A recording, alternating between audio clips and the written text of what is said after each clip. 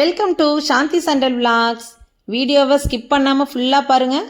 சூப்பரான ட்விஸ்ட் ஒன்று லாஸ்ட்டில் காத்துட்ருக்கு. ஸோ வீடியோவை ஃபுல்லாக பாருங்கள்.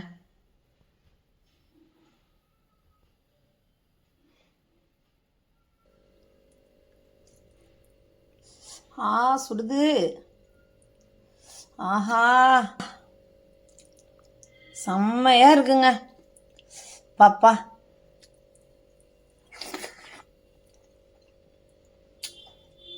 ஆஹா, வேற லெவல். குடங்குடமாக ஊற்றி இப்படி எடுத்து நான் தட்டு இந்த கலரை காமிக்கிறதுக்காண்டி தான் இந்த பிளேட்டு ஒயிட் கலர் பிளேட் வச்சுருக்கேன். இந்த பிளேட்ல எல்லாம் சாப்பிடவே கூடாது. ஒரு பவுலில் போட்டு சாதத்தை போட்டு அப்படியே பிசைஞ்சு அப்படியே அந்த சாதத்தோட ரசத்தோடு சேர்த்து அப்படியே ஒரு உருளைக்கிழங்கை எடுத்து வச்சு இப்படி சாப்பிட்டோன்னா எப்படி இருக்கும்? அடி தூளாக இருக்குங்க, அடி தூள். வாங்க அந்த சூப்பரான ரெசிபி எப்படி பண்ணலாம் அப்படிங்கிறது பார்க்கலாம். புதுசாக பார்க்குறீங்க அப்படின்னா சாந்தி சண்டல் விலாக்ஸை சப்ஸ்கிரைப் பண்ணிவிட்டு அப்படியே பெல் ஐகானை கிளிக் பண்ணிவிட்டு பாருங்கள். நான் ஒரு எலுமிச்சம்பழம் சைஸ் அளவுக்கு புளி எடுத்துக்கிட்டேங்க.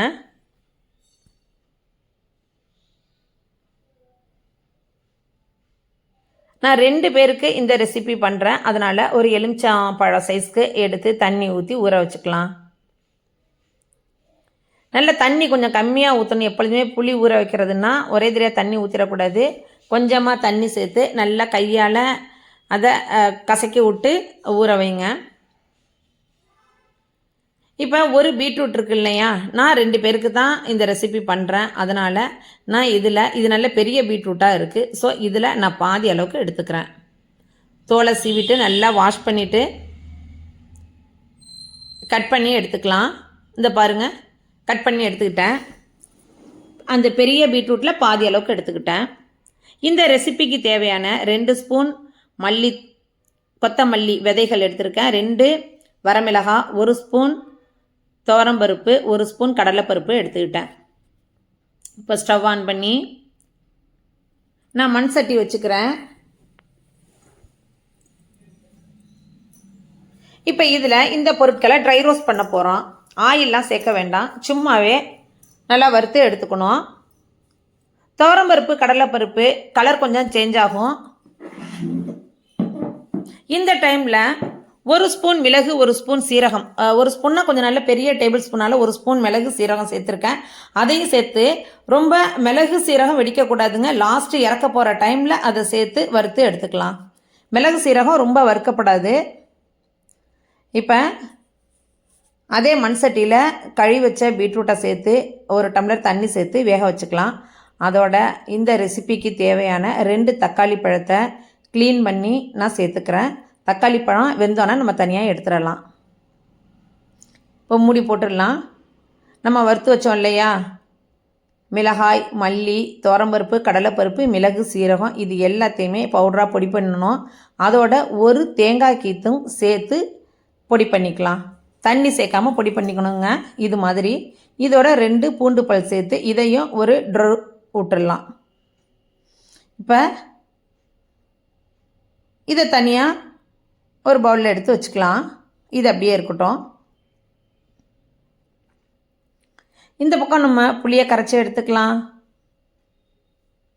இந்த ரெசிபி மட்டும் நீங்கள் செஞ்சு கொடுத்துட்டீங்கன்னு வச்சுக்கோங்களேன், உங்களை விட கைப்பக்குவம் உள்ளவங்க யாருமே இல்லை அப்படிங்கிற மாதிரியான பேர் உங்களுக்கு கிடைக்குங்க. உங்கள் வீட்டில் அவ்வளோ விரும்பி சாப்பிடுவாங்க.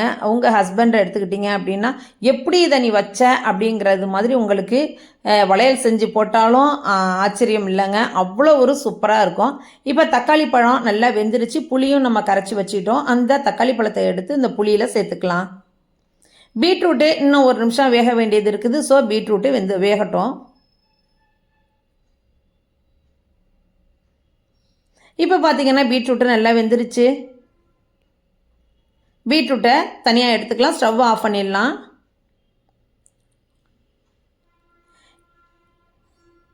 இந்த டைமில் வேக வச்ச பீட்ரூட்டை மிக்ஸி ஜாரில் சேர்த்து நல்லா நைஸ் பேஸ்ட்டாக அரைச்சி எடுத்துக்கலாங்க.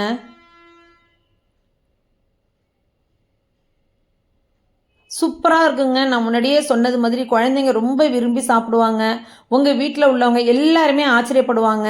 சமையலே உங்களுக்கு தெரியல அப்படின்னாலும் இந்த ஒரு ரெசிப்பியை நீங்கள் செஞ்சு கொடுத்துட்டீங்க அப்படின்னா சமையல் கலையில் வல்லுனர் அப்படின்னு உங்களுக்கு நல்ல பேரே கிடைக்குங்க. தக்காளி பழம் புளியில் சேர்த்துருக்கோம் இல்லையா, இப்போ அதில் மஞ்சள் தூள் சேர்த்துக்கலாம். அரைச்சி வச்ச பீட்ரூட்டை இந்த புளி கரைசலில் சேர்த்துக்கலாங்க. நல்லா எல்லாத்தையும் சேர்த்துருங்க. மிக்ஸி ஜாரையும் கழுவி அதில் சேர்த்துக்கலாம். அவ்வளோ சூப்பராக இருக்குங்க. நிச்சயமாக இதை செஞ்சிட்டிங்க அப்படின்னா ஒரு தட்டு சாதம் பத்தாது. நிஜமாக நான் சொல்கிறேன், அவ்வளோ சூப்பராக இருக்கும். நீங்கள் கண்டிப்பாக இதை நீங்கள் செய்யுங்க. செஞ்சு சாப்பிட்டு பார்த்துட்டு எப்படி இருந்துச்சுங்கிறத மறக்காமல் சாந்தி சண்டல் லாக்ஸ்க்கு கமெண்ட் பண்ணுங்கள். புதுசாக பார்க்குறீங்க அப்படின்னா சாந்தி சண்டல் லாக்ஸை சப்ஸ்கிரைப் பண்ணிவிட்டு பாருங்கள். உங்கள் ஃப்ரெண்ட்ஸ் அண்ட் ரிலேட்டிவ்ஸ்க்கு நிறைய ஷேர் பண்ணுங்கள். மிக்ஸி ஜாரையும் நல்லா கழுவி இந்த பீட்ரூட்டை வேஸ்ட் பண்ணாமல் இதில் சேர்த்துக்கலாம். ஏற்கனவே நம்ம வேக வச்ச தண்ணி இருக்கும், அதையுமே இதில் சேர்த்துக்கணும். தண்ணியை தூக்கி ஊற்றிட வேண்டாம். தேவையான அளவுக்கு கல் உப்பு, ஒரு கொத்து கருவேப்பிலை, கொத்தமல்லி, இது எல்லாத்தையும் நல்லா இதில் சேர்த்து இது மாதிரி நல்லா பிச்சு கையில் சேர்த்து எல்லாத்தையும் கையால் நல்லா கரைச்சி விடுங்க. தக்காளி, கொத்தமல்லி, கருவேப்பிலை, இது எல்லாத்தையும் நல்லா கையால் கரைச்சி விடுங்க. இந்த பீட்ரூட் கலவை எல்லாமே இந்த புளிசாறில் சேரணும்.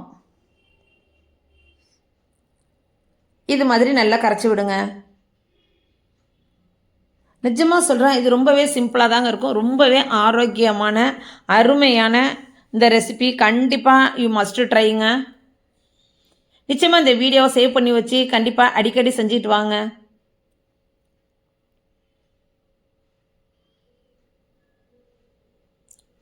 இப்போ வேக வச்ச தண்ணியும் இதில் சேர்த்துக்கலாம்.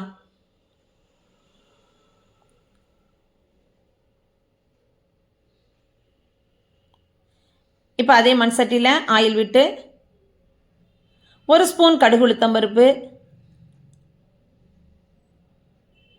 பெருங்காயம், நல்லா பெருங்காயம் தாராளமாக சேர்த்துக்கோங்க. நம்ம அரைச்சி வச்சோம் இல்லையா பொடி, அதில் ஒரு 3 ஸ்பூன் அளவுக்கு இதில் நான் சேர்த்துக்கிறேன். நல்லா கலந்து விடுங்க. கருக விட்டுறாதீங்க. அடுப்பு பண்ணிடுங்க, இருக்கட்டும். கருக விட்டுறாதீங்க. அடுப்பில் சிம்மில் வச்சு அந்த எண்ணெயில் ஒரு 50 செகண்ட் கலந்து விடுங்க. கலந்த பிறகு நம்ம கரைச்சி வச்சோம் இல்லையா, இதை இதில் தாளிச்சுக்கலாம். இப்போ கலந்து விட்டு மூடி போட்டுருங்க. கொதிக்க விட்டுறாதீங்க. பொங்கி வந்தோடனே இறக்கிடலாங்க. சூப்பராக இருக்கும் இந்த பீட்ரூட் ரசம். கண்டிப்பாக பீட்ரூட்டு பிடிக்காத குழந்தைங்க கூட இந்த பீட்ரூட் ரசத்தை விரும்பி சாப்பிடுவாங்க. இதில் எந்த விதமான வாசனை, அதாவது பீட்ரூட் வாசனை ஒரு மாதிரி பச்சை வாசனை அதெல்லாம் வர்றதுக்கு வாய்ப்பே கிடையாதுங்க. எப்பொழுதுமே நம்ம பீட்ரூட்டை ஜூஸ் போட்டு குடிச்சிருக்கோம், பொரியல் பண்ணியிருக்கோம், என்னென்னவோ குருமாலெலாம் போட்டிருக்கோம். பட் ரசம் வச்சு சாப்பிட்டு பாருங்கள். கண்டிப்பாக நீங்கள் இதை விடவே மாட்டீங்க. அதாவது சாப்பாடு சமையல் தெரியாதவங்க கூட இதை செஞ்சு உங்கள் வீட்டில் நீங்கள் கொடுத்துட்டீங்க அப்படின்னா கண்டிப்பாக உங்களை எல்லாருமே பாராட்டுவாங்க.